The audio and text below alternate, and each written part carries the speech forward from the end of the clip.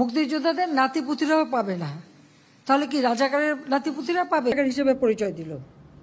আমি তো তাদের রাজাকার বলিনি, তারা নিজেরাই স্লোগান দিয়ে নিজেদেরকে রাজাকার হিসেবে পরিচিত করলো।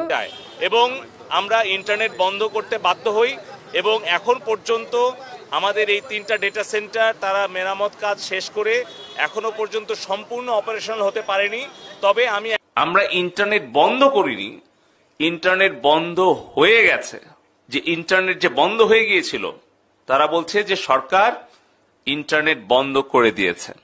আমরা ইন্টারনেট সারা দেশে ক্যাম্পেইনিং এর সময় আমি বারবার বলেছি যে আমি কিন্তু বাংলাদেশি, আমি ব্রিটিশ বাংলাদেশি, আর আমি খুব গর্বিত যে আমি ব্রিটিশ বাংলাদেশি।